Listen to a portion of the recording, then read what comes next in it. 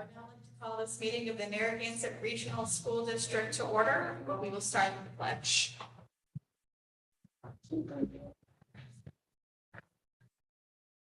I pledge allegiance to the flag of the United States of America and to the republic for which it stands, one nation, under God, indivisible, with liberty and justice for all.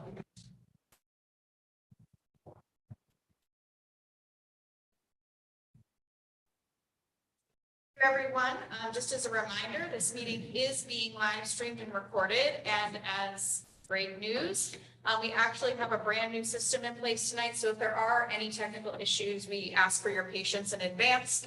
That said, this new system should make it so that recordings are now static free and easy to hear. So we are really excited for this, and I definitely want to give a shout out and special thanks to Dr. Casavan for helping to coordinate, to Jared for figuring out how to make it all happen, and to Ann and Susan and Molly for figuring out how the technology works so that we can get this set up and running. So we're really excited to bring this to you, and I know that Susan will be especially thankful the next time she does this. All right. So I am going to just ask in advance, we're going to go through regular business, and then after, in appearances after student rep, I just wanted to make sure everybody's okay if I actually move up the Phillipston school committee member to appearances section, just to make sure everyone's okay with that. Yes. All right. Okay, so let's proceed with regular business. So the meeting minutes of August 17th, 2023. I would entertain a motion to approve the meeting minutes of August 17th, 2023 as written. Second. So I will give that to first Danielle and second to Heather. Any questions, comments, concerns? No, all in favor? Aye. Opposed? Abstained? And that was unanimous. Bills and payroll. So I can report that those are all set. That's what I go in with Alicia to do. So I would entertain a motion to accept the bills and payroll warrants as presented. So motion by Sean and second by Heather. Any questions or comments on those warrants? Seeing none, all in favor? Aye. Opposed?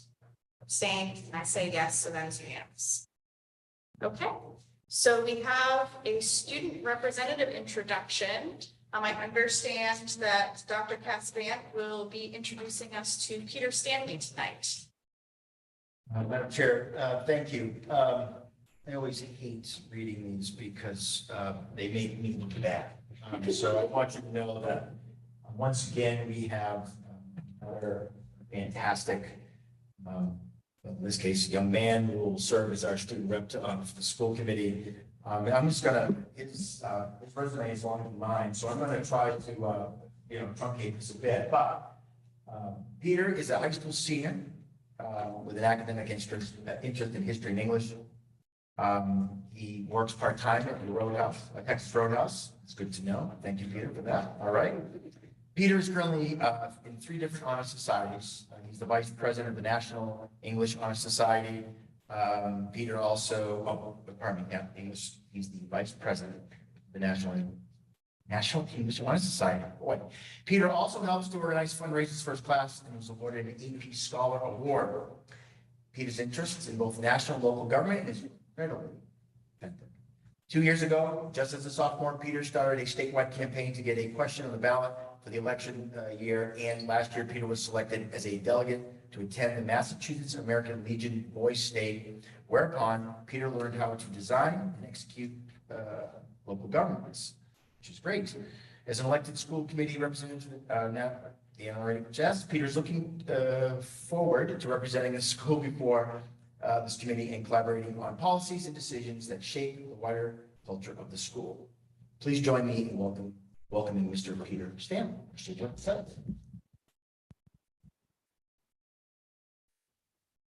So Peter, I know that the goal was just to introduce you today, but just on the off chance that you had anything that you wanted to say or to share with us, I just wanted to check in with you either about the beginning of school or things that you're hoping to hear from us or learn. I wanted to give you that opportunity. Yeah, I would just say I'm really looking forward to this. I think this is a great opportunity to have student voice. You guys make a lot of decisions that are really important that affect the student body. So I think it's a great opportunity to represent the student body here at Narragansett Regional High School in those decisions. So thank you. It's fantastic. Well, thank you so much. Just to give you a little bit of information, sometimes students have chosen to stay for the whole meeting of that we also want to just let you know that we understand that maybe some nights, maybe work or another school commitment might require you to come in and then depart early. So we're just excited to have your involvement and to have you here with us. And yes, those student voices are absolutely critical to us. And so we really look forward to sharing what's happening with the schools and what students want us to hear about. So thank you so much. Okay. As discussed previously, we are now going to move up the Phillipston School Committee application that came in. So Kat, if you just want to come down and sit next to between Hank and Sean here. I will let you just quickly introduce yourself, and then what will happen is I'll open it up to folks who might want to ask you some questions and give you an opportunity to answer those. And then we'll vote as to your placement on school committee. Okay, well, sounds good. All right. Excuse me, I'm sorry. I have a public comment. And I don't know if there's an opportunity for me to provide an endorsement for Kat ahead of your voting. Great question. Public input was to come later. So any reason to not to move public input up? Everyone's good? Okay. Should I do that from here? I think I'd like to hear from her first and then take the endorsement. No? Is that okay? Just let me know. I just want to make sure that you have my endorsement. Okay, I think that's fine. If the preference is to hear from Kat first, and then yes, of course, we will make sure you have an opportunity to give it. Thank you. Hi, I'm Kat Buell. I've lived in Phillipston for 7 years now. I have a son who's in 3rd grade and a daughter who just entered kindergarten in Phillipston. I was on the committee to keep Phillipston open, I'll be honest, but that didn't happen. So here we are, and I'm hoping that this forges like a new path with Phillipston and Templeton and the people together. I felt like in the last year, I didn't hear much from Phillipston coming about the school district. And, I'm an educator. I've got my master's plus 45. I work in special education. I've attended many school committee meetings, and I just feel like I have a lot to say or a good perspective when it comes to the education side of things. So I thought long and hard because it's a big commitment before putting in like my interest, and here we are. Thank you so much. All right. So I will open up to the committee to ask any questions they might have. Where do you teach? I teach in Apple right now, actually. But I'm a preschool. No, I'm a preschool special ed teacher.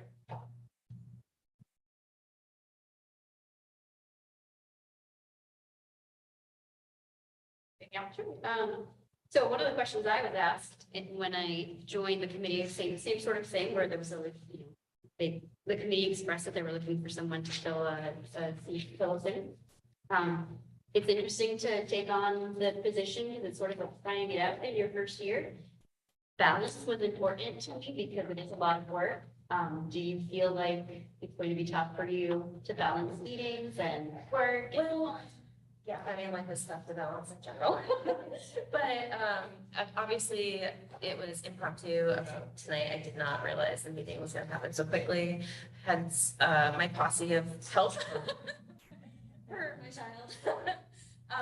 But yeah, I mean, I'm super involved with my kids, and they're in sports and they're in dance and they're doing all the things. I'm an educator, so I do all the things. And so to add this in is obviously a big commitment, but I'm willing to make it, I'm willing to try it and see what happens. Yeah, thank you. Anyone else before I ask questions? Okay. Hi. I just want to say, I appreciate that you brought up about having Phillipston be represented. I'm a Templeton resident, but as a regional school district, I do feel it's important to have both towns represented. So I'm just happy that someone has come forward and, like Gideon had said, I kind of tried out the role as well. So I think it's just nice that if you are, part of our board, which I'm already a yes, by the way, that, it doesn't leave the seat empty, so that the 3 members from Phillipston do have their voice heard on this committee. So I appreciate it. Thank you. All right. So my question is, one of the things we have to do as school committee members is, many of us still have kids in the district, some of us don't anymore, but we're passionate about that at one time, is it can be hard to separate parent from school committee member and looking out for the needs of all kids, which may at sometimes be different from what your kid needs. So can you talk to me a little bit about how you handled that? You are a teacher, so I'm sure you've had to do that before. So how might you approach that as you come into a school committee? Yeah, and I think as like an educator and a parent, like I feel like I'm more hard on my own kids than I am on other people's kids, and that tends to, not be great all the time. But because I have to have the viewpoint of an educator and how like equity and equality aren't always the same thing. Like it's easier for me to look at it in like a non-personal way because I do have that education perspective. I can't say that it would always be super easy, but I think that I have the capacity to do that. Right. Thank you. Any other questions? All right, in the interest of allowing for public input and getting to share prior to us doing the vote, I would love to hand this over to you. So I don't think Kat needs an endorsement because it sounds like she did great. And I'm not going to, so sorry, yeah, my name is Julie Kibbe and I live in Templeton on North Road. Many of you know my face. I support the school committee and the budget when needed. I've spoken up many times at town meetings when the school needs representation from the public. I don't sit on this board because I think it's helpful having some representation in the audience. So I'm speaking from the perspective of a Templeton resident and as a friend of Kat. I can speak to not only our personal friendship, but her credentials. As she's indicated, she's not nearly nice enough for herself. She should really be telling you all of the great things that she's done in her career. We don't have enough time for that. I think I only have 3 minutes.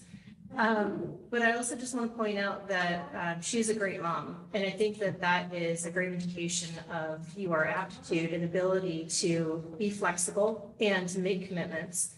If you met her 3rd grader, my daughter is very good friends with him and they have a lot of respect for each other. He's a great kid. He's very respectful. Their family has a great reputation. And I just want to formalize my endorsement for Kat because I think she'd be a great addition to this team, regardless of her sitting on the Phillipston board to try to keep the old school open, which is so sitting from the Templeton seat, and from that perspective, when we were having that battle, I still endorse her, and I hope that you all vote yes for her. Thank you. Thank you. Is there anyone else from the public who would like to speak on this matter specifically? Good evening, my name is Sylvia Haley, I live in Phillipston, Massachusetts, and I'm thrilled to see that someone has come forward to represent Phillipston, and especially a young person and experience with school systems, because I was afraid we would have an empty seat, and thank you very much for showing interest, and if it gets to the point where there's a ballot and your name's on that ballot, I will, make sure that your name is known in Phillipston, so we vote for you. Thank you. Anyone else? Emily, I'm Simon Templeton and Lee Huber, and I just reiterate everything Julie said. I couldn't say better.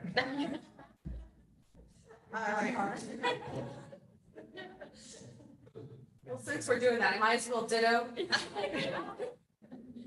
Jennifer Sidiak, also Phillipston, Snowcat for some time. Thought I had something to add, but except I'm from Templeton. What did I say? Phillipston. Oh, sorry, from Templeton. I'm up on Gray Road. And I think, us being here, it's to your question is how do you balance everything, right? It's not just you, it's your support network. So I think that's how we survive. We all have kids in the district. So just wanted to kind of add. All right, so I'm going to ask that you all make sure that your names and towns are written down because, I need and address. They're written down, just because Susan, who would normally take that, was not able to be here tonight. So we need to make sure that we have that fully recorded for meeting minutes. So if you could just make sure you do that when you're on your way out, that would be much appreciated. I know you know the drill, so if you can make sure. I'm on there, I'll get them. Perfect. Perfect. Thank you so much. Okay. I assume that is what you were trying to get my attention for. All right. Okay. So anyone else? All right. So, yes. Before she changes her mind. Yeah. Yeah. Would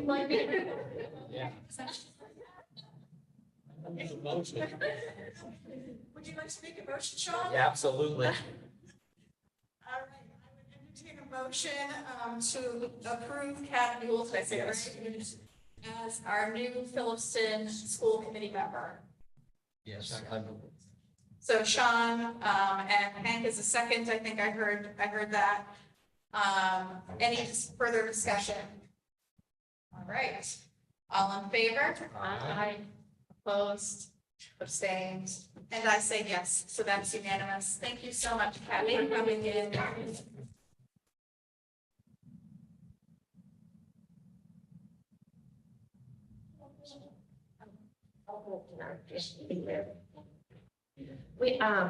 We may not say the whole thing just because of the kids. I totally And understand. it was You gave me that heads up. Okay. And I said, fully this meeting appreciate was it. last minute at the last minute, so. Yeah, and But our husbands are coaching currently Yes. together. This tonight. Yes. To the last minute. Yeah. Very well. So thank you. Yeah. All right, thanks, everyone.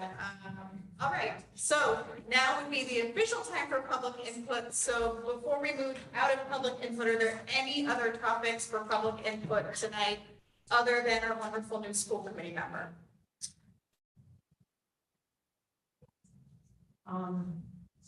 I just have a few questions because I drive from Michigan to the. I'm gonna have you pause and just remember, restate your name and town again. Nope, you're fine, but just restate your name and your town again, just so that we have that in the. Sophie Haley from Phillipston. Thank you. I drive my granddaughter to the elementary school, and I just wonder, do you have any idea how many school choice children are in the elementary school at this time? I'll allow the questions if you'd like to answer. 15. There are currently 611 students enrolled, and there are 15 school choice, 5 in the 3rd grade, 10 in the 4th grade. Okay. First day of school, I drove my granddaughter to school, and I left early thinking, oh, maybe, there might be a long line. And I was shocked when I had to park going into the line where the preschoolers are. I thought that can't be a line, and it was. And that caused me hearing a bell. She was late for school that day. This bell rang at 8:35. Is what I thought I heard at the time. So has that improved? Are we still late for school? Because I am still driving, but the line isn't that far back. I'm trying to leave early. So my granddaughter's not late for school. Has that improved? Madam Chair? Through, yeah. To the chair. Yes, it's the first day of school, every year, is always a bit of but of an adventure. Many people who never drive, their child, pardon me, drive. Just, it's kind of the rite of passage, and it certainly has. Matter of fact, I was out there today, and for the most part, I believe every car made it in within the time frame.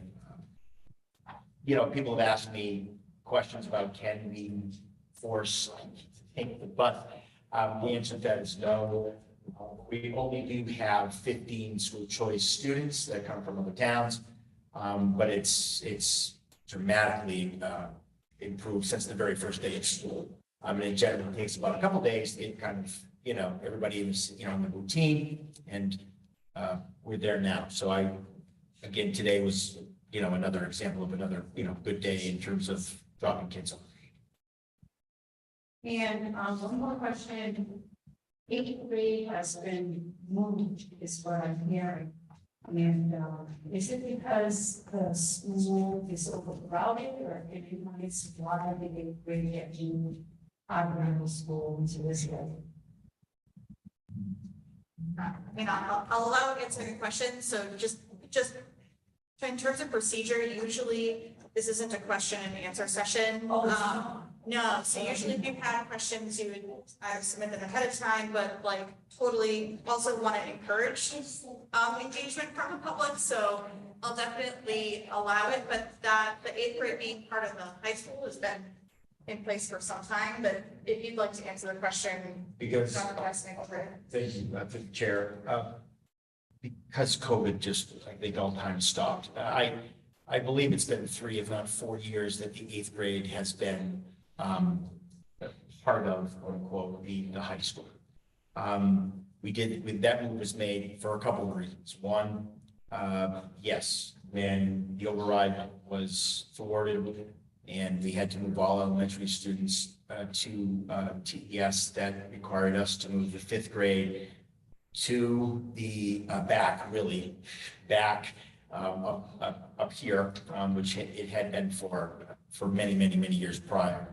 But programmatically, we were in the process of moving the 8th grade for a lot of different reasons, but academically, but yes, it has a base, it does. It's really kind of a 50-50 proposition. We could have moved the 5th grade back up here and left the 8th grade into middle school. We could have just done that, because that's how it was for, again, many years, more years than I've been here for sure.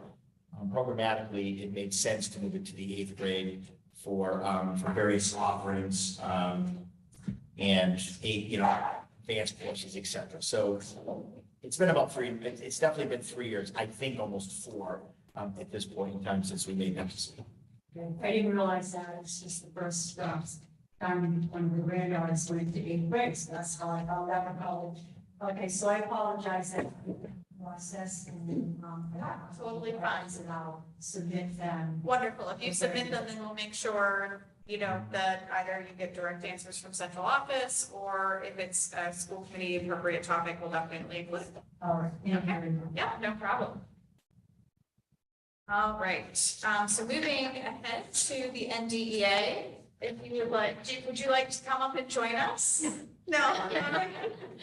No, people's sound does with folks behind, and we'll let you know whether you can join us next time. Yeah, just, which I said earlier to the school committee, this is probably the smoothest starts to the, school year that I've had in my, 30+ years of teaching.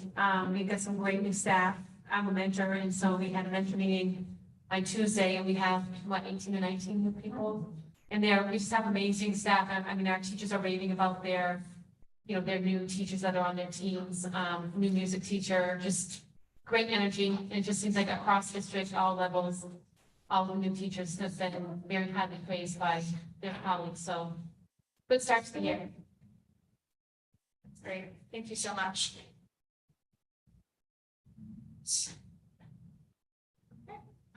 So Anne Marie is absent tonight, so who am I handing over the fiscal year 24 budget update to?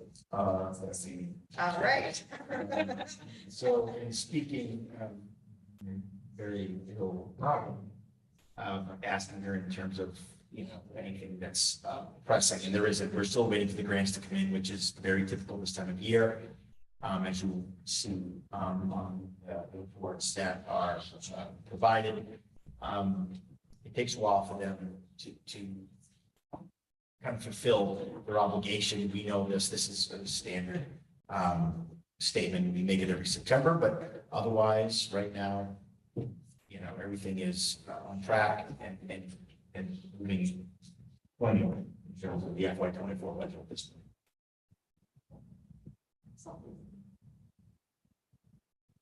About the business manager's report. I think that was it. That was it, all right.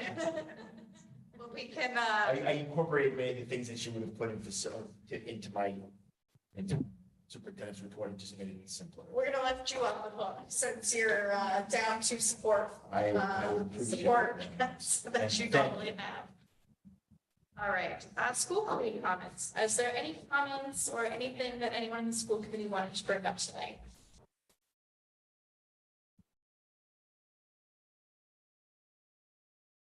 All right. I actually wanted to ask, and I don't know if this is good, if we could actually move the school committee comments down to the later part of our meeting in hopes to encourage more members to share comments. So I don't know if that's a discussion, or I know you asked about topics for upcoming meetings. So that was just a thought that I had about planning the agenda going forward. So the order of the 4 sections of the agenda was voted on. I guess my question would be, what comments would you anticipate? How do you think comments would change if we moved it later in the meeting? Just more comments, possibly. Just, it's a new school year. We've changed a lot of things. It's just an idea that I thought that it might help with any information that's discussed in our meeting or something from a prior meeting. So it's just a thought. I don't know if anybody has, thinks it will be helpful or it should stay at the top of the meeting. I know you asked Jen for, ideas to add, for upcoming meetings. Yeah, it is a good spot to ask, whether or not things can be accommodation in future agendas, and definitely encourage to use that way. I have no strong feelings personally. I would open it up to the rest of the committee as to. Okay. Do you have a suggestion for the exact placement, Shauna? Which I only ask because it is like. I guess just toward the end, so I don't know, before or after correspondence. Okay, so just before correspondence, Yeah. perhaps. We don't have. Like maybe if there's something discussed in our meeing and somebody doesn't speak up, but then they want to towards the end, just a way to go back and after that. Okay. Let's be careful about reopening discussions unintentionally, because it's not really a discussion space. Discussions have to happen with a motion. Agreed. Well, it's a comment, so it's a school committee. Be coming up, anyway,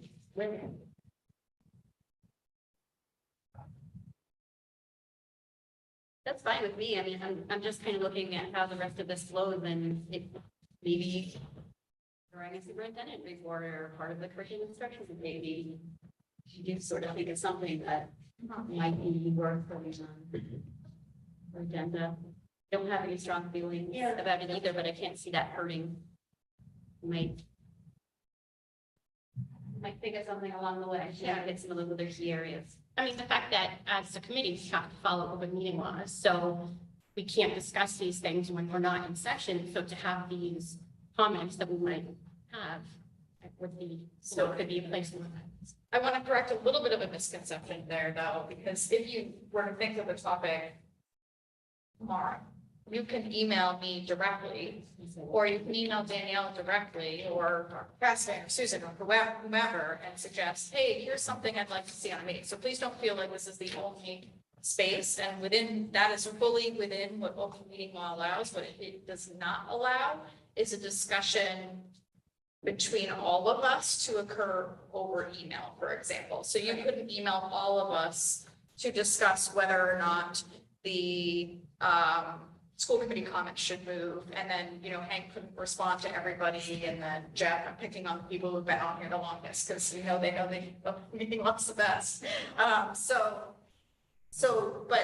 But to that point, I certainly think it's worth voting on.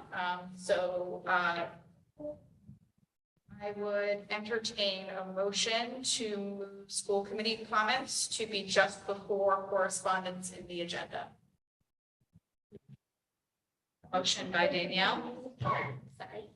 A second by Shauna. Any further comments, discussion? Okay, seeing none, all in favor? Aye. Opposed? Abstained? And I say yes, so we will make that update for the next meeting. Okay. And can I say, I just wanted to mention that I saw on the school website that the CPAC meetings, which is the Special Education Parent Advisory Council, it's going to be meeting on the first Monday of the month on Zoom on the school website. Oh, thank you. So for any parents or interested parties that want to participate in those meetings. That's wonderful. And I know you're serving as the liaison there. Yes, we look forward to hearing more about what gets discussed at those meetings. For sure. Okay, great. Thank you, Shauna. Any other comments? All right. I just had a brief one, and it actually relates to the subcommittees. I just wanted to let folks know that subcommittees are a great space in which to get experience with either acting as chair or taking meeting minutes. And these are skill sets that I want everyone to have an opportunity to learn. So please do in those meetings have active discussions about which of those roles you feel comfortable taking on. Just because I want to make sure, especially for so many of us have served 3 years, not even 3 years and under. I want to make sure everybody's getting an opportunity to learn those skill sets because, if on an off chance to Daniel and I couldn't attend a meeting, then someone else needs to be available to step in. So that's something that I'm hoping everybody gets an opportunity to practice at. All right. So moving on to new business, we do have some surplus items. I see that we have, or the focus here seems to be on the old cafeteria tables, as well as some plexiglass dividers, several hundred of them. Is there any details about these items any additional details about these items? Not additional. Okay. All right, so with that said, I would entertain a motion to surplus those items as presented. Motion. A motion by Sean, second? Second by Hank. Any comments or questions about those surplus items? Seeing none, all in favor? Opposed? Abstained, and I say yes, so that's unanimous. You'll have to excuse all of our smiles and all the really, really cute attendees that just left the building. Okay. Health insurance. Are we prepared to talk about health insurance tonight? I know that Anne Marie was planning to cover this tonight, and I don't. I can do it. All right. I'm laughing, Madam Chair, if I may, just that I think there's some feelings hurt in the room because. You were cute too. No, I'm really speaking to the rest of the audience, Madam Chair. Oh, it's Dr. Cassidy. I unfortunately caught Mr. Casey's eye, and that's never a good thing. So I just keep my head down and just maybe mind my own business. Back to serious business. We had talks at length about the exorbitant increases to our health insurance as a district, and we talked a lot. Not just a lot. We really unpacked it. So. What are one of our many goals, tasks to do this year is to go out, as they say, on the street and to gain some, get some quotes on better insurance, right? And I mean that by better, not just necessarily cheaper, right? So it really is a combination thereof. If your insurance is gonna go up 13%, so to speak, you want to make sure that, you know, you're getting a bigger bang for your buck, et cetera. So with that, because we are it's called a JPA, which is a joint purchasing agreement, and we do that through Minuteman and Neshoba, the committee required to vote in order to give, when I say us, I am speaking of the insurance committee, to go out and actually, you know, receive those quotes. But the school committee must first vote to give permission to do that. And that's what we're asking for today or tonight, given that there are very tight and quickly approaching deadlines that if we were to make a decision to leave, that we would, you know, we would need to make that decision. I believe it's before December. I believe it's 15th, but don't quote me on that. So there's a lot of work to be done. This is our first committee back. So that is the question request on this item. No, it would be great to find some cost savings there. That was a big hit. Any questions? I think just, so I'm in great support of obviously trying to find good health insurance or great health insurance for faculty and staff at the school district.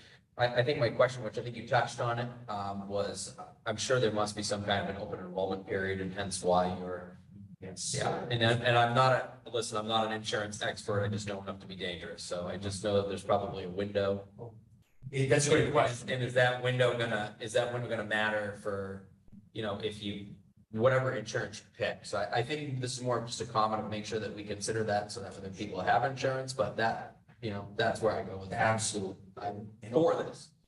Absolutely. Open enrollment is I believe it's in May of every year, regardless. I believe that's our timeframe, May.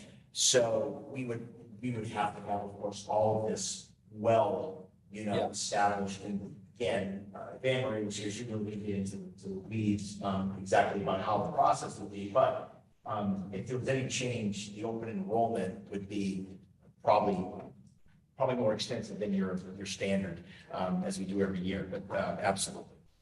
Thank you. Sorry, thank you. Any other questions? So I'm gonna do my best to word this out, but I will entertain a motion to approve that we move forward with requesting quotes from insurance companies towards possibly choosing a new insurance partner. Well said. So moved by Sean, thanks, Sean. And a second by Danielle. Any further questions? Seeing none.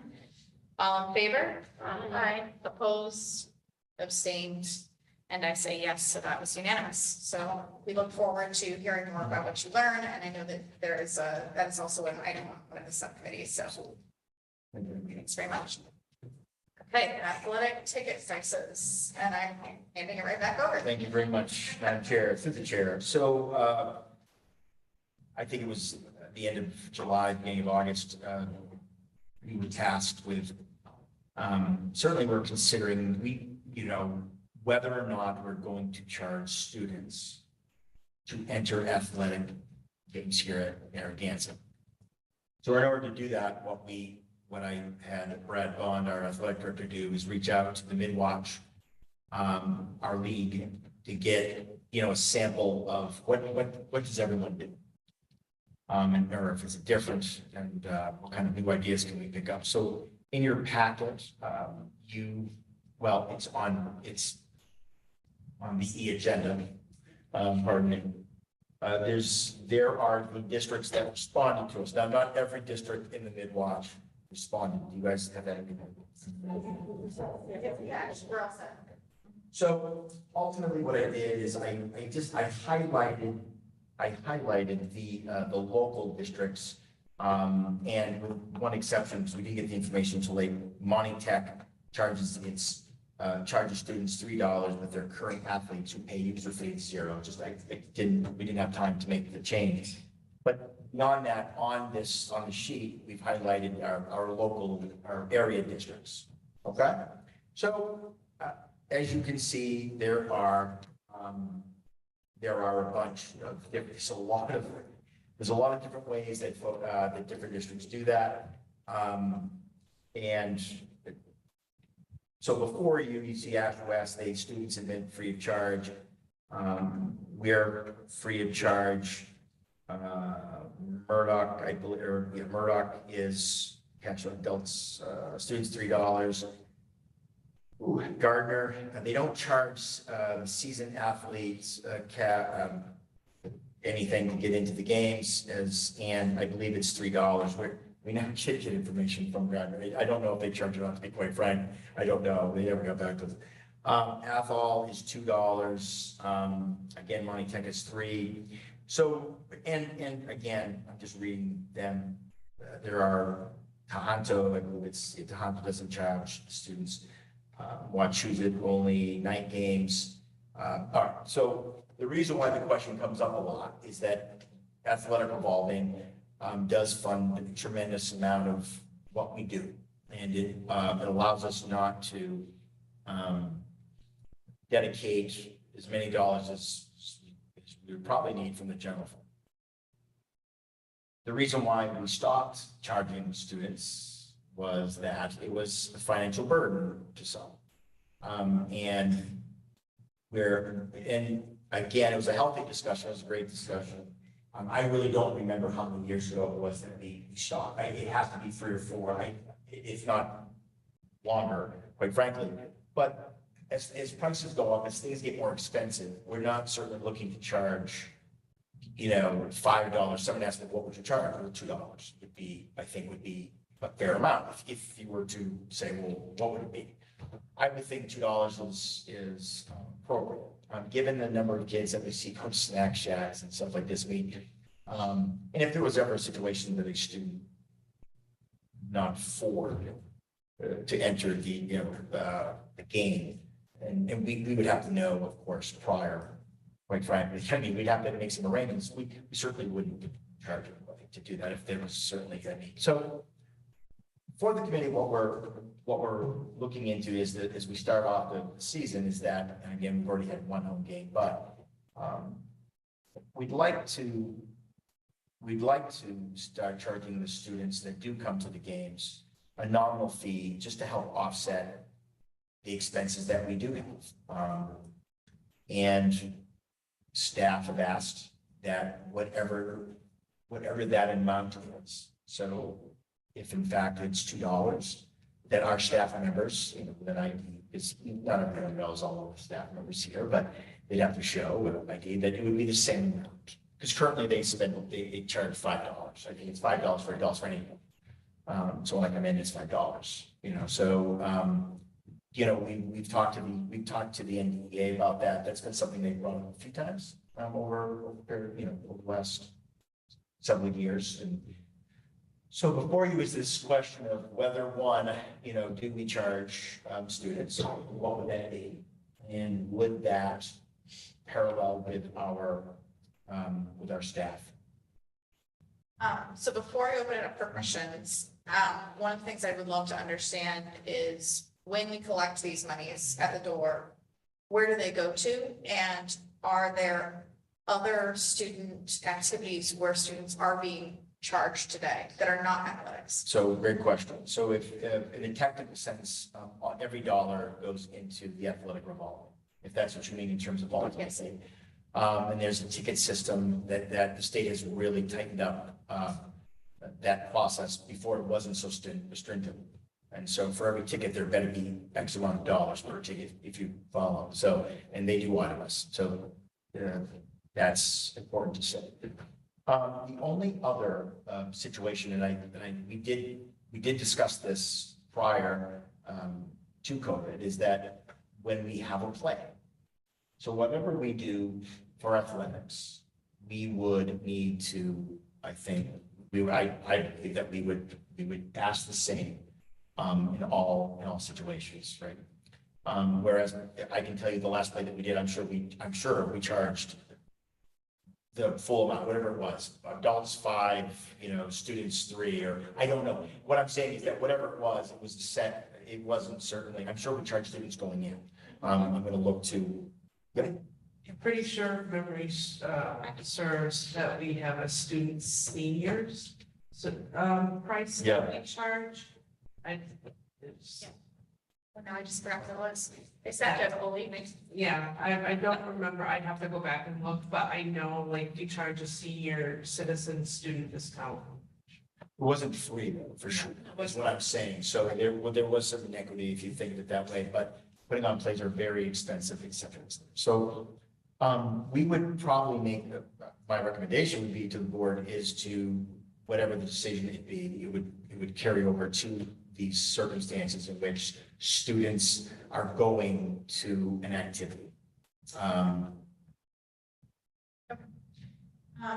gonna open it up for general questions for a minute, but then pretty shortly, I do want to get some sort of a motion on the floor, just that we're discussing something specific, because right now we're sort of in generics, and I think that's tough to have a discussion around. But in case there's any other general questions like those that I raised, I do want to give that a minute before we see if we can put a motion on it. We're discussing against a specific motion and not against generals. Any other general questions? I mean, I guess I at least have a comment to share. Dr. Caswick, your point of, we charge for theater tickets is a good point that I did not think about. I'm gonna put that out there first. I also think that, being a staff member of, or a faculty member of students, there's value, for faculty and staff to go to these games and support these students, because it gives these conversations in the classroom. And I'm going to use the word buy-in, gives you a lot of buy-in there. And I, although I don't think $2 would discourage anybody, to be clear, so that's the other side of that.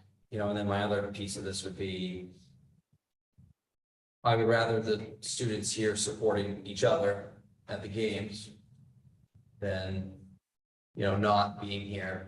But again, I don't know if $2 would discourage that point. So I think that's kind of the battle that I'm up against. I see your point, but I also don't want to discourage anybody from coming and supporting their peers or supporting their students as well.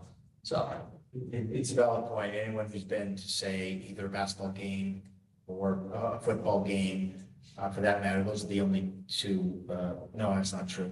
If it's at night, if it's field hockey, so you see a lot of kids here, especially at football games. yeah, They're just everywhere, and not watching football. They're generally out playing and having a pretty good time. So, it's hard to know. We don't know how many students, we know there's a lot, right? We don't know how many students actually come in because we don't ticket them, because they're not, that's our accountability system.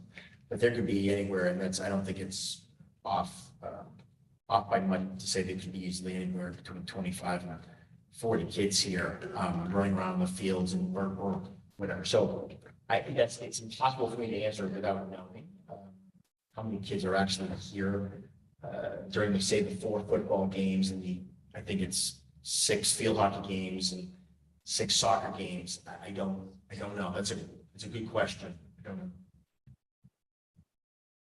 yeah. I mean, again, those are just concerns. But I don't disagree with you either. In fairness, so. I don't go either way against it. I just want to make note. I totally agree that $2 is not a lot of money to get to a game like that. However, if you were a parent of 4 or 5 children, it does add up. So just an FYI, I just want to make sure that's realized.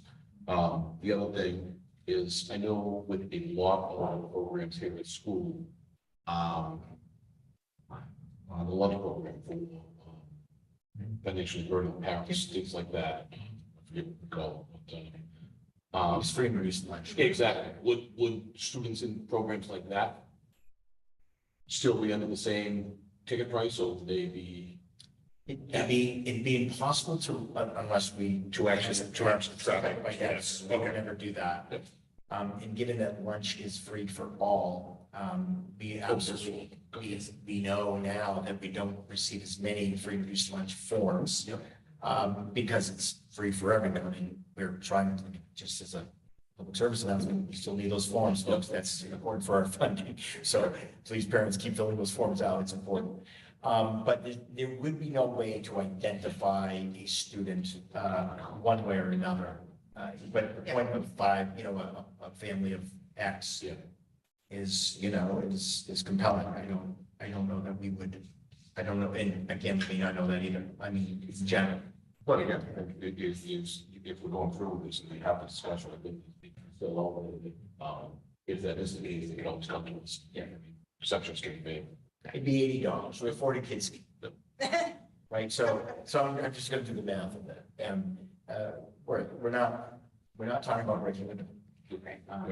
And we do make our money, of course, parents who follow their kids to the ends of the earth, to watch sports or whatever competition we're doing.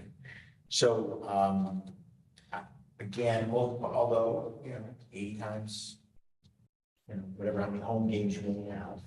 Okay, yeah, it starts to add up over time, obviously, and it's something. It's just something we just want to not put to bed. We should discuss it every year, I would imagine, right?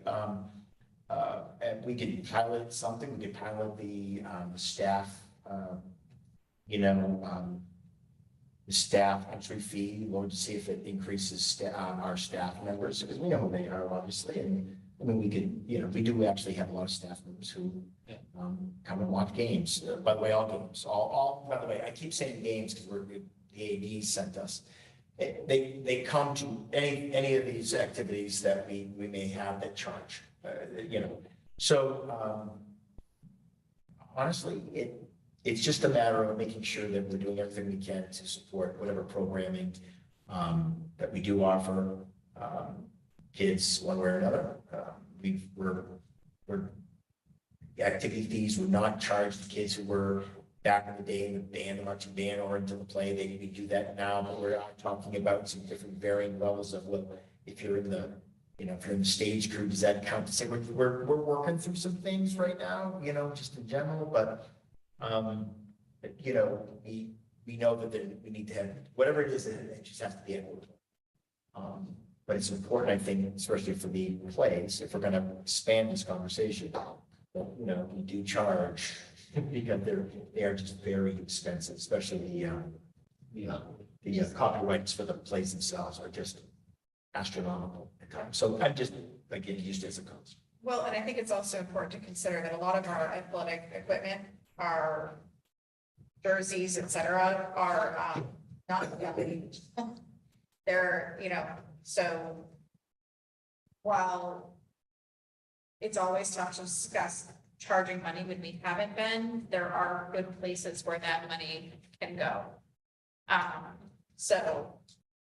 Okay, so is there anyone who would like to make a specific motion so that we can discuss something on the floor? Otherwise, I get to take a stab at it. But if there's someone who has something specific in mind that they'd like to vote on, let's put that on the table.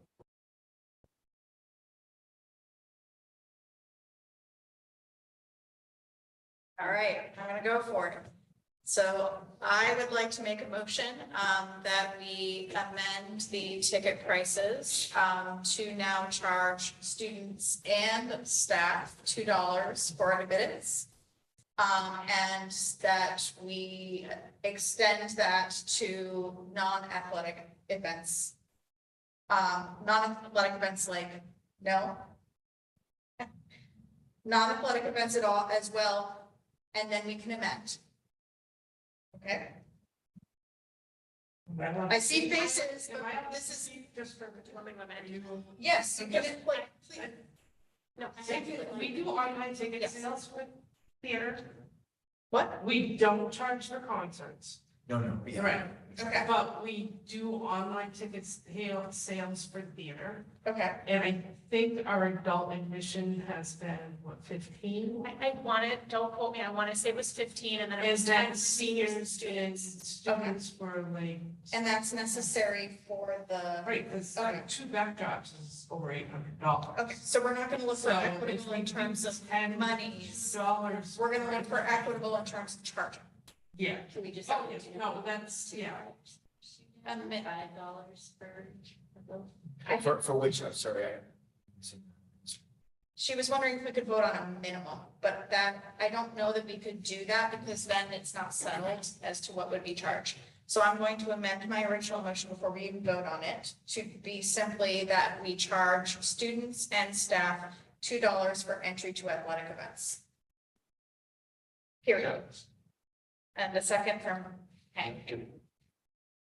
Okay, now discussion. Nope, I just slightly modify that. We talked about it, just want to make sure it's a student and staff with an ID. Okay. With an ID. our students don't necessarily have IDs. They do, whether or not. Our staff, do, but we know who these folks, I gotta tell you, the good news about being small is we do know who they are. We do know our students. We really do, so. Any other discussion? That's a great point. I think it just helps if we, remember, we're talking, in some ways, we're talking about fees for entry, yes, that's the same thing. But when you talk our athletic events versus theater versus pick anything else we might want to charge for, it's apples and oranges. Yep. So it's important that, you know, even on our agenda, this is athletic ticket prices. Yes.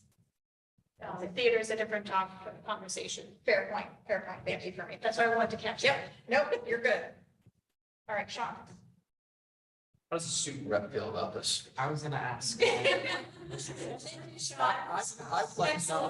gonna vote with you. So how does the student rep feel about this? So personally, as a student, I transferred here from another school in my freshman year. And they charged for athletic events, I believe. When I came here, going to like a football game Friday night and not having to pay was a really fun opportunity, and getting to go there with all your friends and hang out and watch the football game and watch people that you have classes with and stuff like that and support them. I don't think $2 is like a huge amount, and it wouldn't be like a super big burden on people, but I think that keeping it free of charge for students has been like a tradition and like it's a well-known and well-loved thing among the students at Gansett. So I think that, I mean, I personally, as a student, think that we should keep it free of charge for students. I don't know. That's just my perspective as a student. Thank you. Thank you. And thank you for directing that way, Sean. Okay.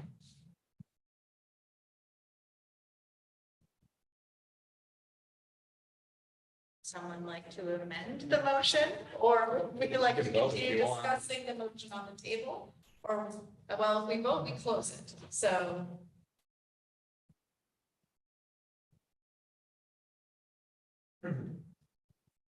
If someone would like to amend it, that would keep the discussion on the table and. How would we amend Well, that? So if someone wants to make an amendment, they have to first make a motion to To make the amendment. the amendment, and then we vote to make the amendment, and then, Or you can throw in. or I can withdraw my motion, so, which is also an option, so if that makes it easier for everybody, I will withdraw my motion. And someone can make an alternate motion that we can then discuss.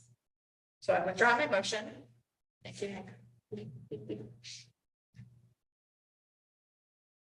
Maybe I just have a question. Dr. Hessett, do we have any analytics on either side of the story? Obviously, I know we don't have a tracking for student attendance at the games because we haven't collected anything. But maybe an idea of whether it's the number of adults or the number of the revenue that we've gotten from ticket prices. You know, is it pretty steady? Is it wildly wavering? Or maybe also the other side of the coin you could answer, so pick and choose your path. What do we have an idea of what we need to generate in order to, you know, how much are we lacking that we're trying to meet by adjusting ticket prices? I think that's an interesting question. It's an athletic revolving. So what we do is we pick up Wait, and what else comes into athletic revolving is our, athletic fees, right? So student pays, okay, X, depending. So those monies go to things like, the time transportation, they definitely go to uniforms, they'll go to official, I mean, the more money, the better, because whatever we don't have there, we take out of the general, right? Or we either take busing and we say, okay, that's gonna be run on general fund, et cetera. So it's revolving, so it stays with us, which is good, because as, you know, we can, again, we don't want the cost to go to zero, but certainly we can, you know, say, well, we don't have the money in athletic revolving, so we're gonna have to either, you know, take it or just not get, or not do something. So it's hard to go to pin into a number, like I need $57,000 out of athletic revolving. Any revolving account is good because it's generally going to be able to enhance whatever the revolving account supports, right? Well, cafeteria, for example, you know, I'm just using some of those items. So it's hard to know. So I have a thought, and bear with me.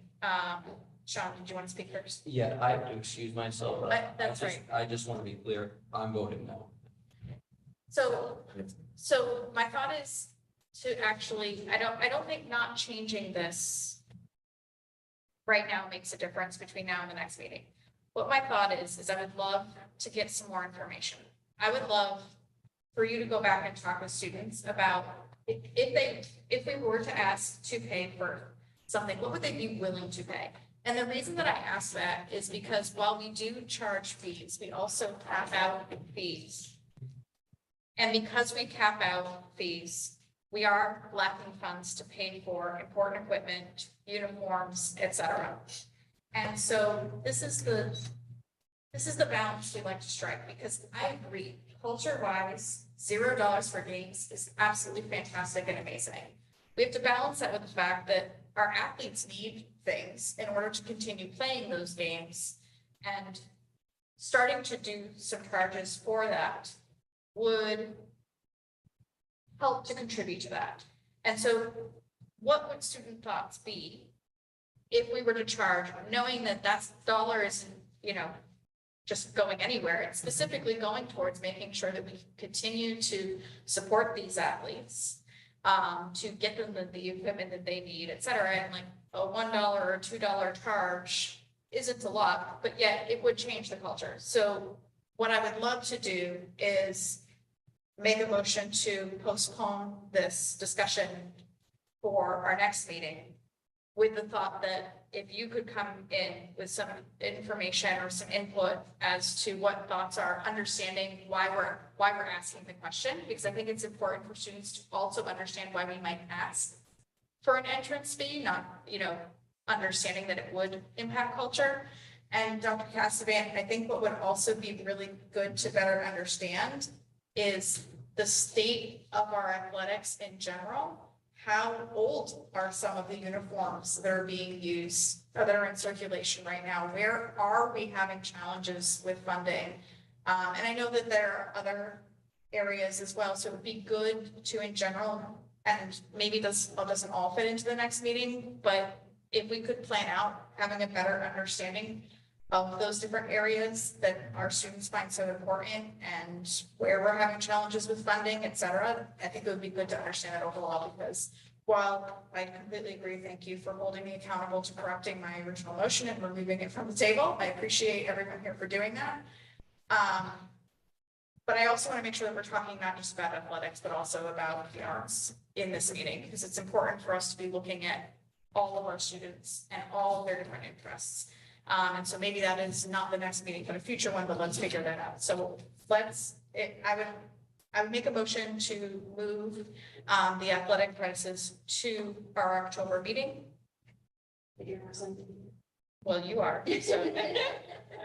Yay. Do I count that as a second? Sure.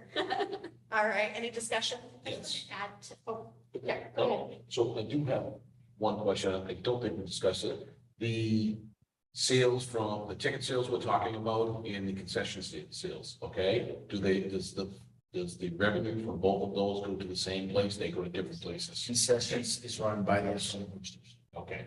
And so, the music boosters, so it's whatever they, when it goes to their booster club. So, there's only 2 booster clubs who participate at these athletic events, or at least the football games.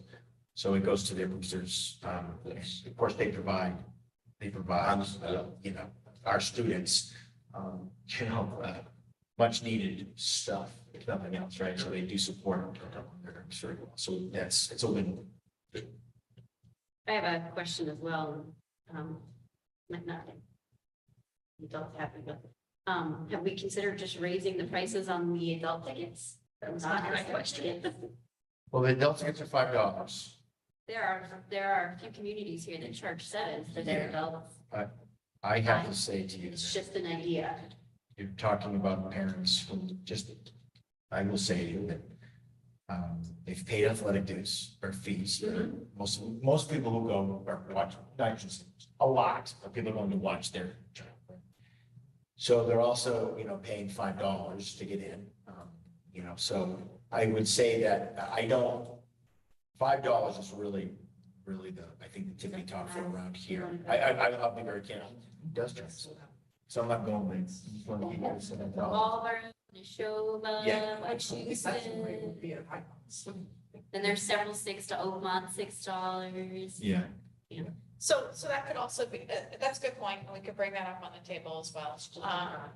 But, so I think all of that is good for discussion, but I would say not trying to, necessarily keep pushing this down the line. That's not the goal here, but I do hear a lot of great questions around like, where do we need funds in athletics? I hear a lot about uniforms, for example. And you brought up a great point of how important this is to culture, but I would love to hear what students think when we approach it from hey, we need funds for these things. What would the student suggestion be in order to raise those funds? So Jen, I was just gonna say, I don't know if there's possible, Dr. Cassian, to provide a breakdown of that revolving account, like where things go out. I know Emery gives us a lot of kind of general things, but I don't know if there's something more specific that could be provided to us. And then also, Peter, I don't know if there would be other students that would want to come, kind of like had her group tonight, if there were other students that wanted to come and speak during public comment, if they wanted to share as well, because we'd love to hear from them. Yeah. I'll mention that to people like. Great, aren't you glad you stayed? Right, so we just have a motion on the table to move this to the next meeting, so I want to come back to that. We had a motion, I made the motion, Danielle seconded. So all in favor? Aye. Opposed? Abstained, and I say yes, so we're going to move that to the next meeting. Thank you. And good discussions, everyone. I knew that one was going to probably be our biggest topic. So we already covered school committee vacancies, and I will look forward to taking that on the list. Just a reminder, Dr. Harris, we had to 11 fills of town clerk, Yes. be appointed, so she gets. Yes, beautiful, thank I you. wrote that, thank you, Space, I wrote down to have Susan do that. Yes. Okay. So Norfolk County Agricultural School Transportation, so just to give Dr. Cassavant a break, I'll speak here. Basically, it's just an update, that the town was able to connect with the state, the town of Templeton was able to connect with the state. And the state did reinforce that the cost of transportation is the responsibility of the town, which is what we expected would happen. And so what has happened is that the town will now take over that matter. Though our district has offered to help with securing that transportation, which is our typical role. So I just wanted to close that out officially, make sure everybody got the update on that. So that agenda item will come off for our next meeting, but now everybody's up to speed. All right. Jen, can I just add, after our last meeting, I did mention to Dr. Cassian after the meeting that I thanked him for his time, so I just wanted to say that again. Dr. Cassian spent many hours waiting to be part of that meeting, and when he was there for a long period of time. So I just wanted to say thank you again for, helping this student get she needed, right? We're in the business of educating kids, and all kids, wherever they want to go by law, should get that help. So again, thank you, Dr. Cassidy, for that. Okay, so H3567 and S2388, an act to provide a sustainable future for rural schools. So we asked to wait on, we made a motion to approve, essentially writing a letter, but we did not actually approve the letter itself, which is now attached. And should folks approve, then we can secure signatures and get that off. So if there isn't any discussion about it, I would entertain a motion to approve the letter from the full committee in support of Bill H3567 and S2388. So moved. Yeah, we do that all night. I'll give it to Heather this time. Second. And a second by Shauna. Any questions or discussion? Did everybody get the time that they needed to review that? Okay. Seeing none, all in favor? Aye. Opposed, abstained, and I say yes. So that's unanimous. So if everyone can just join me before the end of the meeting tonight, we'll get signatures, and Dr. Cassidy, since Sean has to be the only one we'll be missing is Sean's signature, so we can figure that one out. Thank you. All right, there's no items that were not anticipated tonight, so we will move on to the superintendent's report. So sorry to hand this back over to you, but more talking. Great, thank you, Madam Chair. So I'll start with, our opening. I echo Lisa's comments about being smooth. This is my 8th opening. This was her 30th. I believe that's what she said. I don't want to put years, bad years to Lisa's tenure. But it was incredibly smooth. And, it quite frankly could be that we were used to not smooth. And so whatever becomes relative, right? But it was really a smooth opening. Again, really with getting the day one pains are always something that we deal with in terms of traffic and kiddos getting to the right spot and buses not getting to, either bus stops on time or being late. And so those things can happen. But even those occurrences were cleared up within, for the most part, 2 or 3 days. What do I attribute that to? Honestly, we have, excellent kids. We have great parents. I really mean that. But we have fantastic administrators who have been here for a while now. So when you have a group of people who have been 3, 5, 8 years, a lot of these things become second nature and you're able to anticipate some things. So I want to just thank, honestly, everybody, because everybody, of course,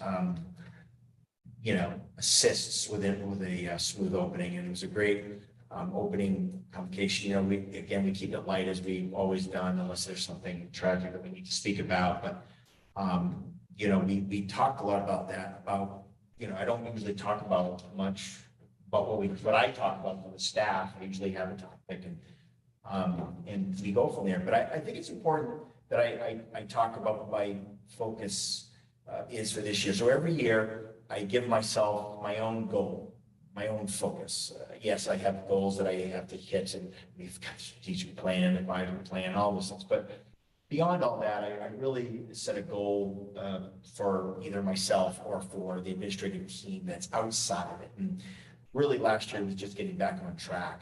Honestly, it's just really getting back into routines. And we talked a lot about just getting back into routines because we didn't have a routine for a while. This year, and I still really haven't thought of a better word, but I really want to focus on being happy. And I would hope that Peter and his students, his colleagues, know that we work very, very hard to make sure that students are in general happy, that they're well taken care of, that they're safe emotionally, physically, etc. And of course, that is our charge. That's what we do here in education, I hope.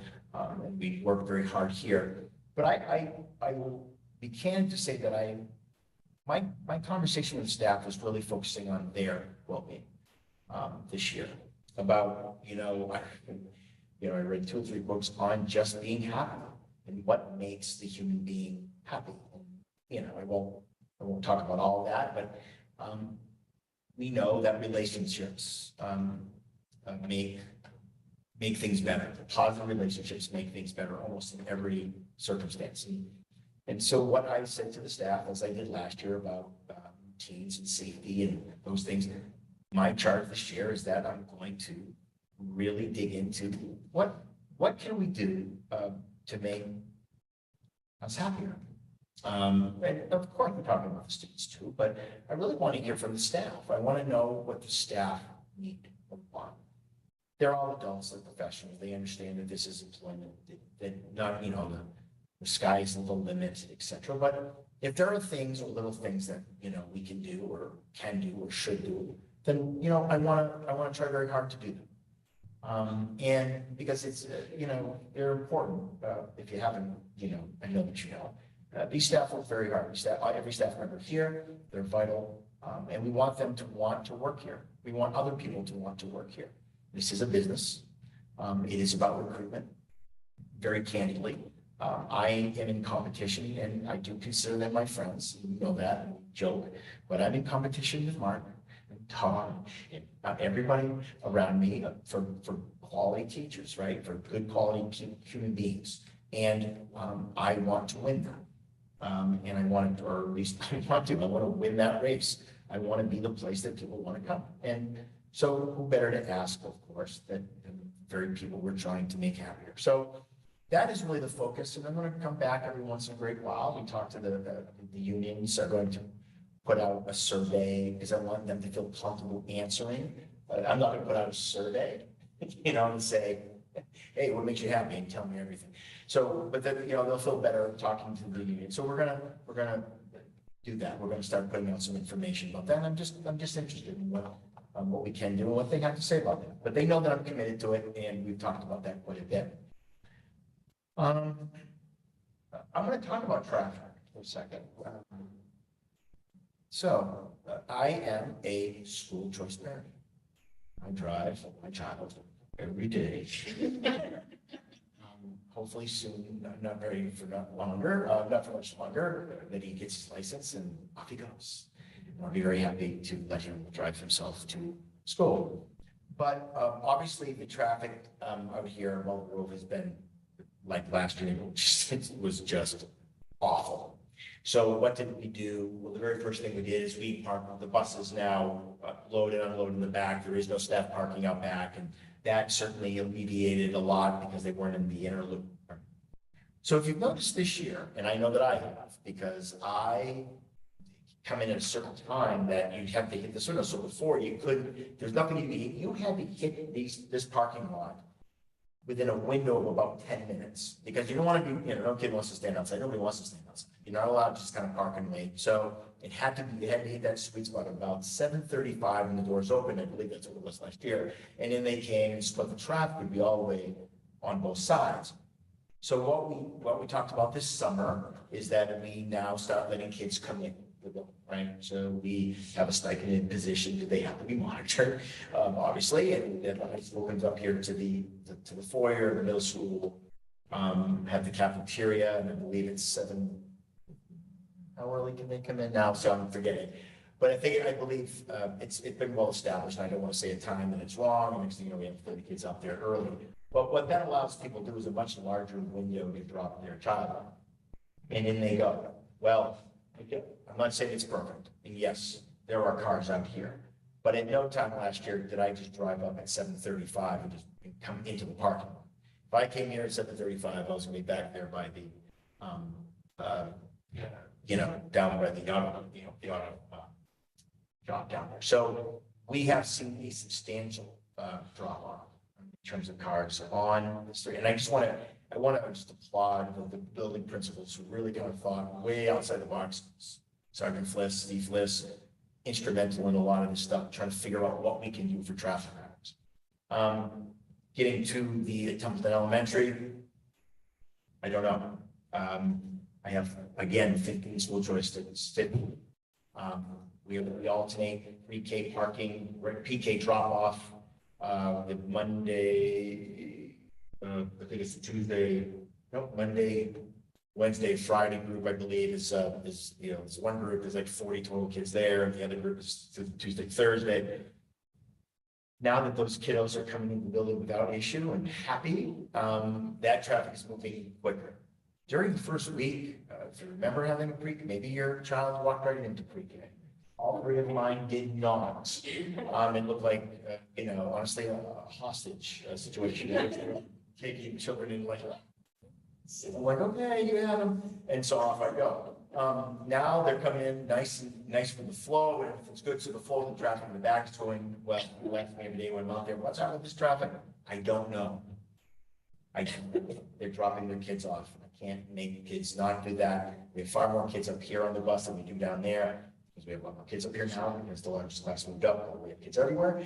So we're constantly looking, and we're gonna think about some things, to help alleviate that. It's an issue. We know that. But we're still trying. So we're gonna keep working to that. The cafeteria, we have new tables, we have new colors, we have and it's done, and it looks great. And the salad bars have been a huge success. And so I just want to just a shout out to Anne Marie and of course Ed and his staff have done a fantastic job really turning that place around. The kids think, that's pretty good. That's okay. So I'll take that as a rousing endorsement. And eighth grade, what's that? Oh, yeah, so the last year's eighth graders, thank you for reminding me, they're the ones who really pushed a lot of this. Again, they're in the National Reach project, they really wanted, I talked about that before. They advocated, we looked into it, something we could do, and we didn't. So, advocate away. The answer, by the way, may not be yes. But when it can be yes, we're gonna make it happen, and it's been really well done. I went in to see if the kids like the new tables, and of course the response was, I didn't know we had new tables. So, but you've been sitting at them for 4 days, and they're like, it's great. Okay, so I'm gonna take that as a rousing of. They didn't complain about them. No, they did not. Now that they know that they're new, they know that they're. Another something that I want to just inform the committee about is that now that we have every single mode possible to communicate with us, the district, right? We are going to. I'm gonna make sure I say it nice and clear. We're shutting off the comments on the Facebook page. Okay, that doesn't mean we're not gonna post things on Facebook. Doesn't mean that we won't post, hey, there's this, there's that. And people will not be able to respond to that. Why? That's why we shut these off. We're getting spammed. It's not monitored 24/7, as you can probably imagine, and we're getting some, I would say, some closely to inappropriate ads and requests, and we can't, of course, we can't be part of that. We can't be, So we're shutting off the comments. Before I receive phone calls and emails, etc. Yes, we can do that. Of course we can. We don't even need a Facebook page, but the messenger will still go. If you see something on Facebook that whatever, and you want to message us about it, we'll still be able to do that. You just won't be able to leave, comments about how wonderful the snow day video was or something to that effect. I don't know, or maybe you didn't like it or whatever the case is. We have to shut them off because we can't monitor it. And it's starting to become inappropriate, not the comments from our people. It's just that we can't watch these ads and et cetera. So we're going to do that. We're ready to do that. No district within probably 20 miles around us or even more allow comments. It was just a way that people communicated with us. But now that we are, we're up and running, there are many, many different ways to do that. Last and certainly not least, Warrior Fest, folks, is coming October 21st. Just like last year, food trucks, we got fireworks. It's homecoming, we'll call it weekend. And we are just very excited because it was such a great event last year, very well attended. And so I throw that out there that you're going to be looking at the flyer now. That'll start being, distributed It's everywhere. It's great. It's awesome. If you have never been to Warrior Fest, please come. Even if you don't like football, it doesn't matter. It's a lot of fun.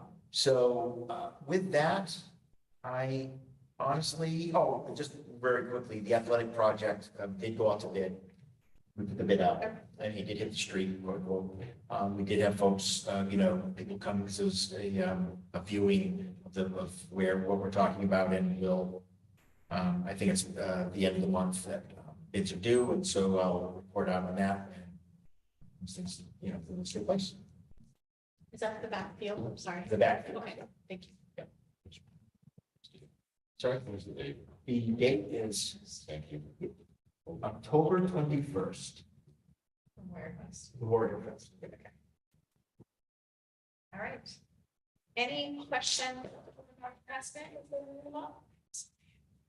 I just had a little comment, given that we have the attendance secretary here. Oh, Lord. Hope that it's helped with tardiness. I'm having kids, that drop-off window extended. So it's just really a comment. I can tell you that. Yes. Can you repeat what you just said? I was saying that I hope by opening up that window for drop-off in the mornings, it's helping with kids getting in the building and being late to their first class, being marked tardy, and then you and doing all of that, so. Middle school is fine. High school is always the dummy stuff. Yeah. So, We're still fixing. Kids are still kids. Yeah. no comment.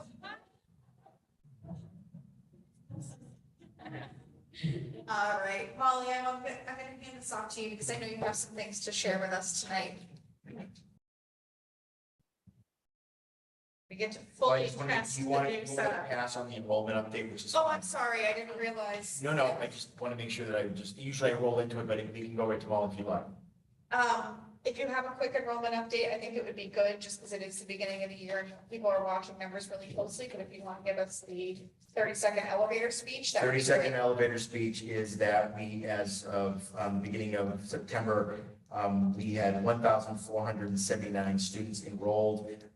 When you look at June, we had 1,487, and by the way, year over year, September to September, 1,487 students. There's a lot more to go to that. It's in your packet in terms of how this breaks down. We're still increasing residents, and we have far less school choice students, but the numbers have stayed pretty solid, and I know of at least 5 elementary students who are enrolling this week. So we still are, we're still in the throes of that, but otherwise we are, we held steady. Beautiful, and thank you for having me. And now we will hand it over to Molly for her update. Thank you. Before I jump into data, which of course, it's that time of the year. It I is. tell myself. But before I talk about that, I just want to give you a quick professional development update. As Dr. Cassavant mentioned and Lisa mentioned as well, we had a fantastic opening day with our staff. We did some district-wide updates, giving an overview of Analytic View, which I talked about last month, and some health and safety updates, as well as some technology updates at the district level. And then our school principals did quite a bit of work on shared expectations and just sort of routines getting the school year up and running. So as we go through the rest of the school year, we have 3 major areas of focus for the district for professional development. They are literacy, specifically literacy across all content areas. So while of course we have classes for literacy and reading, we have expectation that our standards that all teachers are expected to support reading, writing, speaking, and listening in their classrooms. So there are standards within those aspects of literacy for all content area teachers. We're really honing in on what that looks like and what consistent practices we can put in place or strengthen that are in place to really support that across our grade levels and our departments. In addition to that, we're continuing to focus on honing in and strengthening our multi-tiered systems of support model, starting with our core tier 1 instruction in the classroom and then branching out to our interventions and enrichments from there. And thirdly, and not in any specific rank order, but thirdly is school safety as a continuation of our work last year. And so it's noteworthy to share that one of our 2 in-house trainers for Alice, which is part of our safety planning, has left our district. So we are getting 2 new administrators trained in December to be trainers. We'll then have 3 trainers in district for that. This year, we're going to be focusing on really what the planning process will be for shifting that to getting information in the hands of students and really rolling out some form of drills, what that looks like, and we're still ironing out, but with students. So we really focused heavily last year on that with staff. Got a lot of feedback from staff along the way. And this year, we're going to start in November with some work with staff and then really use the rest of the year to focus on what we're doing with students in classrooms. And when I say students, I mean students and family and community. So please hear that. We're working on outreach with the messaging we're sending beyond the classrooms so that our parents and our families and communities have some updated and accurate information as well. So switching gears, for an assessment update today, what I was planning to share with you was that we received our MCAS data, we'll be looking at it, so forth, but I'm excited, I couldn't wait. So I'm going to be sharing a brief overview, big picture. We're not going to dive super deep tonight, but big picture overview of what our MCAS data showed. If you aren't aware, the MCAS data was made public earlier this week. And we also just finished, ironically, this week, our beginning of the year internal benchmark assessment window, gathering all of what we use as STAR data. So I'm not presenting that tonight. Your one data set's enough, but next month I hope to bring you an overview of that data as well. So with that being said, let's jump right in.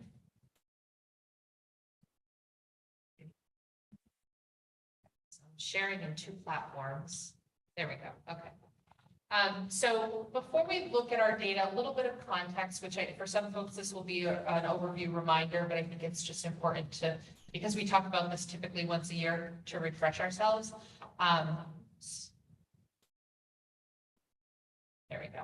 MCAS is in Massachusetts, it's our statewide assessment that gives us both achievement level data and growth level data for students in relation to the Massachusetts framework or the standards. It is not an adaptive assessment like STAR. It is a cumulative assessment where all students are assessed on the end of year grade level standards. We, in English language arts and in math, all students in grades 3 through 8 and grade 10 are assessed. In science, we assess at grades 5, 8, and 10. And we've had some interesting statewide trends that are noteworthy for the conversation today. And I say over the last 5 years because we're looking pre-pandemic to now. And so as we look at that, 2019 was the last normal year of testing before the pandemic. As you'll see in 2020, no tests were administered and any grades were subject across the state. And then in 2021, grades 3 through 8 had a modified version of the assessment, a half test. Grade 10 had a full test. And then last year, last tested year, 2022, was the first year of the full implementation of the test prior to the pandemic. So this is important to note because DESE is really looking at 2022 as what they're calling the new baseline for MCAS data. So when we're looking at the data tonight, we're going to be looking at our data from last year, 2023 data, in relation to 2022 as the new baseline, as well as 2019, the post-pandemic data. So I just want to share that with you because that's the way DESE is really encouraging districts to look at that data. So with that being said, we're going to look at 3 levels of data. We're going to first look at our school accountability percentile data. Then we're going to look at our achievement level data and then our growth data for students. So school accountability percentiles is a score that's given to each school receives an accountability percentile. It's on a scale of 1 to 99, and it's basically the way the state ranks your overall school's performance in relation to other schools of similarity, similar grade makeups, similar demographics, and so forth. This is a critical number for us at the district level because this is the number that the state uses for accountability. And so this is how the state identifies schools in need of support or assistance. And so at the state level, DESE is required by federal law to identify any school that is in the lowest 5th percentile. And then the commissioner has the ability to then identify any schools in the lowest 20th percentile as underperforming. The reason I'm starting with this this. Typically, this is what I end with. I'm starting with this because we had an accountability percentile score last year for TES that was 17. So that was a concern to us. We were really eager to look this year and say, what is that percentile score for TES? TES also last year was the first year that building had a score because of the timeline of their opening and then the timeline within that 5-year kind of wonkiness with MCAS. So I am really excited to share this with you today. TES's percentile score for this year has increased. We are at the 23rd percentile. Not where we want to be, please hear that, there's room for growth, but we're very happy that we are not in that 20th percentile or under. And our middle school has stayed, grown 1 percentile point, and our high school has stayed stable. So we're very happy to see this data because it means of all of our schools, they all are considered not requiring assistance or intervention by DESE. So we are very happy to see this. So let's start with some good news. So next, we're going to take a look at our achievement level data. And this is, if you're a parent, this is the data that you see on the parent report that comes home. You'll see a scale score, and then you'll see an achievement level band. So we look for our students meeting. Are they partially meeting? Are they exceeding? Are they not meeting? And so when we look at achievement level data, we're going to look at the state averages, and then we're going to look at our school averages. And we're going to be looking at the percent of students meeting and exceeding combined. So anyone who met or higher. And so, as I mentioned earlier, we're going to be comparing 2023 to 2022. That's what we're hearing from the state as really the new baseline. But we're also going to look at it in comparison to 2019 so we can see what the impacts of the pandemic have had as well. I know I'm going to throw in a lot of numbers up here. I want you to know I'm going to summarize some of the major wins at the end, so bear with me. What I'm going to show you first is state level data. We're going to talk about that briefly, then we're going to take a look at our district in comparison to the state. So for our English language arts or our reading and writing data, across the state, what you're going to see is most grades are having around 40 or more % of students meeting exceeding. Grade 10 has 58. So statewide, those are the numbers for the % of students meeting or exceeding. The next column over, that starts with 0, 2, 3. Those are the changes from 2022 to 2023 in the % of students meeting or exceeding. So for example, when you look at grade 3, there was 0 change. So 44% of students met or exceeded in 3rd grade last year, 44% of students met or exceeded in ELA in grade 3 this year. You'll see for grades 4 through 8, there was positive growth in those numbers at the state level, with the biggest areas of growth being grades 4 and 5. Grades 3 and grades 10, those bookends were stagnant. When you look at our district scores, you're going to see we are slightly below the state percentages for the % of students that are meeting exceeding in all grade levels. However, I hope you see our increases are greater than the states in most areas. So if you look at those green numbers in the 2022 column, what you'll see is that we've had some significant growth in comparison to the state and the % of students meeting or exceeding. For example, our grade 8 cohort, we saw an increase in 12% of students meeting exceeding from last year's scores. This year's scores, 6% in grade 3. We did have a couple of grades that stayed stagnant, but none that declined. When we look, I know I'm going to go kind of quickly. I realized I didn't ask Susan to put this in the agenda, so I will afterwards, so you can have access to look further if you'd like to. When we look at our math data, first let's look at the state. You'll see statewide, all grades are somewhere between 40 to high 30s to 40% of students meeting exceeding, with grade 10, of course, being higher again.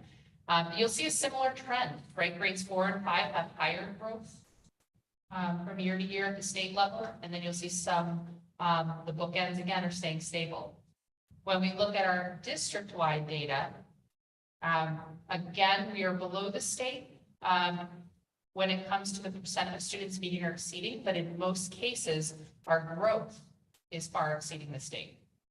We have one area of decline we're seeing in that grade 4 cohort from 2022 to 2023.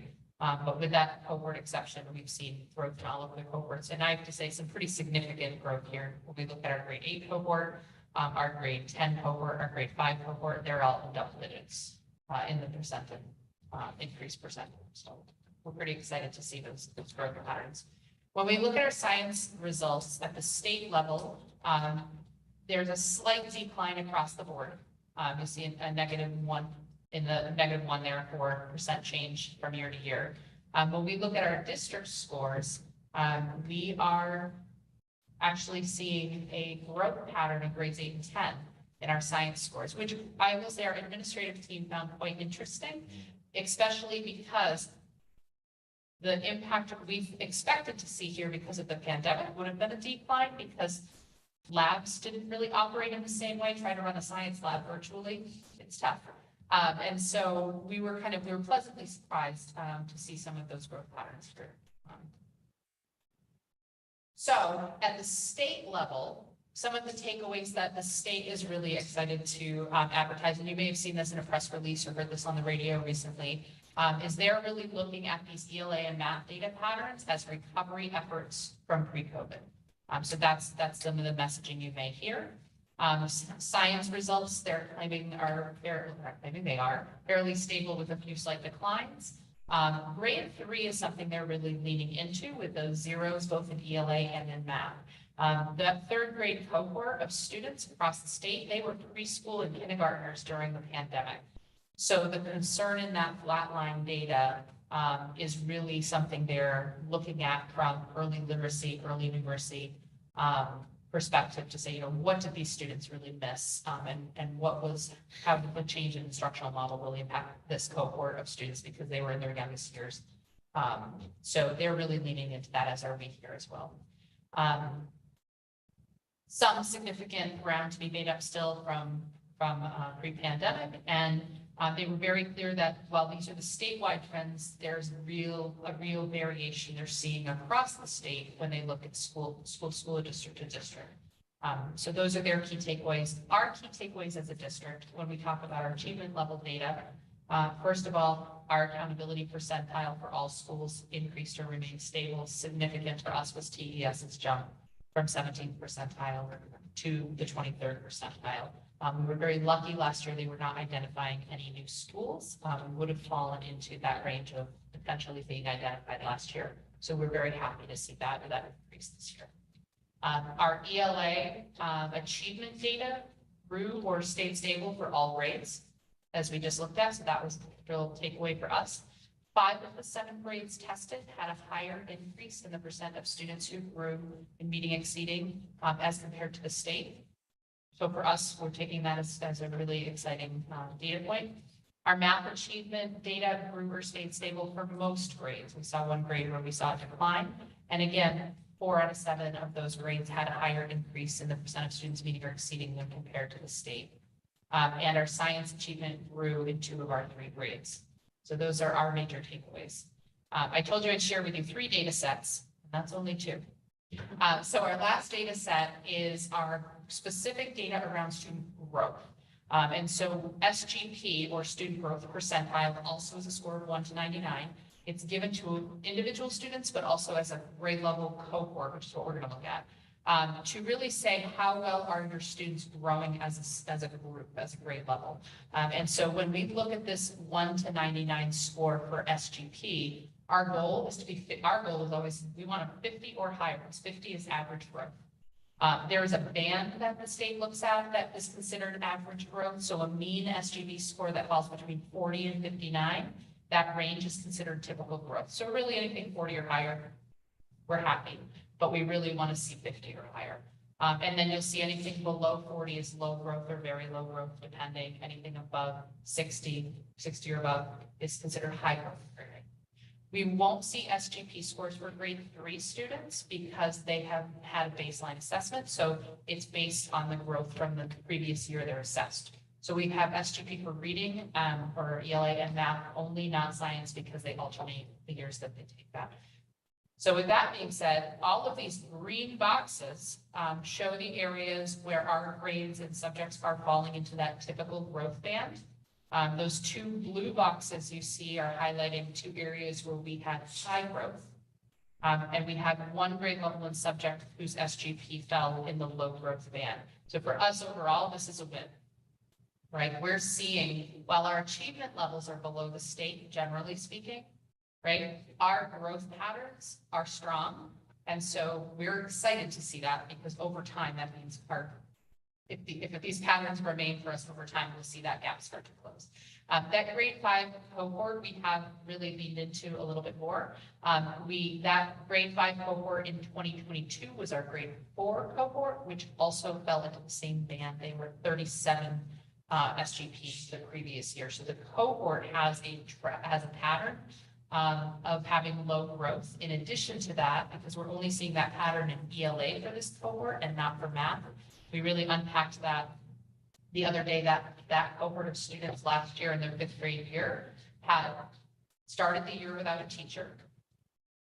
A month into school, got a teacher. The teacher resigned mid-year, and they had a handful of long-term subs as the year went on. So not to share anything but an observation there, but we had some inconsistencies in staffing in that grade and subject, and that happens to be the grade and subject that has had a lower growth score. So just noteworthy for us, and we're digging deeper into that as well, but just a quick observation. So what action steps have we taken or are we taking as we unpack this? One, we're celebrating the areas of growth that we've seen. Our administrative team looked at this data and dug a little deeper than we did today at our meeting on Wednesday, and we're looking for opportunities really quickly to share this with our teacher leaders and our teachers as well. Further data analysis and planning to dig deeper. So this is big picture data. We have just today, our middle school ELA department was digging in and they were already unpacking question types. What strand data is stronger or lower? What does our structured data look like? So we've got teams that just can't wait. You know, their teacher leaders were grabbing that data the second it was released or accessible to them. And so we really are using that to look at instructional decision-making and predictive decision-making across areas we have data to do that. We're continuing this year with the Early Grades Literacy Grant to really focus on particularly K through 3 early literacy instruction and professional development and training for our teachers. We're working with the same instructional coach from DESE in that through that grant this year. So Pam, she comes in weekly, if not bi-weekly right now, and she's really jumping in and working with our teams and our teachers. And we have a few new folks who joined that grant team who are really excited to expand their knowledge base there as well. We, as I talked about at the end of last school year, we put new classes in place in the middle school to increase literacy instruction. So we put in place what we decided, the team has decided to call literacy in action classes for grades 5, 6, and 7. So we worked extensively over the summer to start building the curriculum for those courses. We really dug into the data, not longitudinal grade level data, but the data longitudinal for the cohorts of kids coming in. So we can really tailor that instruction for the students walking through the door. So the 5th grade cohort is really focusing on some foundational literacy pieces for their first unit in strengthening foundation. And then we are embedding in our 6th grade class, we are embedding citizenship and advocacy as a theme and topic. So students are doing some really applied reading and writing within the context of that theme. And then our 7th graders are building off of that as they continue the course as well. So that course will be developed as we go through the year. We could reach solid start to that class, and we have really dedicated teachers in place to do that work. And our teacher leader for the middle school ELA is supporting that process as well. As I mentioned earlier, literacy is a focus for our professional development as we're seeing higher achievement scores and growth patterns in math when we see literacy. And lastly, we're continuing this work which we started last year, which is that our administrative team is really talking a lot about focused feedback through not just evaluation, although I know technically it does come through the evaluation process, but we're talking about how can we give teachers really clear, specific, and actionable feedback to move their practice forward, no matter where they are on the spectrum for evaluation. So even if they are an exemplary, fantastic, seasoned educator, they still have an opportunity to get feedback to support growth. And so what does that look like? What are some of those resources look like as well? I just feel like I gave you a whole big data spiel for a while. You guys have questions, how can I answer any questions? I could talk and pass all night. I don't know how long you guys will. The Tuesday was when Desi released the scores, and for all us data folks, it's like, I was like a kid at Christmas. My office is covered in all different kinds of reports right now, so I appreciate your geekiness alongside mine. Star was yesterday, so we are to hear Star results. It's the season, right? So, yeah, and I can't wait to see your dance at Star results as well. And I appreciate the time and the effort. The way you put slides together. I'm over here taking notes because I have to do this at the next committee meeting. It's just not a whole lot of words and a lot of pictures, just the way math people like it. So I appreciate the attention to detail. Sure. Thank you, Molly. Any other questions before I read? All right. I just wanted to add in, please do pass on to the Templeton Elementary School team. Like, I know that was a stressful year following those results, so, please let them know we see their hard work. And that we really appreciate everything that they put into that. Thank you. Emily was my second call right after Chris. I bet. Sure, she didn't make. All right. So did we cover everything that you wanted to cover tonight? Yes. All right, perfect. Okay, so subcommittee reports. I think they're all booked now. But I don't think anyone except LMC has met yet. Correct, yes. So we will look forward to more thorough updates next time. What I will share is that we did just have our first labor management committee meeting with the NDEA. It's mostly executive session, but what I can share from that is that it was a really, really great meeting. What made it great is that last year, I would say a lot of the focus was on behavior issues in the classroom, and really what the NDEA came to the table with this time was a bunch of questions as well as concerns that would go directly to what Dr. Cassavant brought up as his personal goal, being the happiness and well-being of the staff here at Narragansett. And so it was really exciting to focus in on items that would address that right away, and to have those, because having been on that committee both last year and this year, it was a significant shift in what was being discussed. So really excited to dig in with the NDEA, and, talk more with them and learn more about, what their needs are. And so really looking forward to that. And we additionally do have a meeting scheduled for the Work Environment Committee, next week. At least we're hoping that everything will come together for our Tuesday meeting. But that's a big deal as well, because, historically, the UFCW has not, had between negotiation meetings of this sort with us, or at least not for a long time. Right. And so we're excited to also kick that off as well. So just wanted to share those couple updates with the committee. Anything else from other committees, just in case? No? All right. I don't believe there's any correspondence tonight. The next meeting is October 19th at 5:30 p.m. That is a Thursday, just as a reminder, since there was that date change. And otherwise, I don't believe we need executive session tonight. We still do not need it. Excellent. That's good news. So I would entertain a motion to adjourn. And is there a second? Okay. Okay. Sean? Yes. Danielle? Yes. Heather? Hi. Jen? Yes. And I say yes. We are adjourned. We could have done that all together, but we're doing it. All right. Thank you, everyone.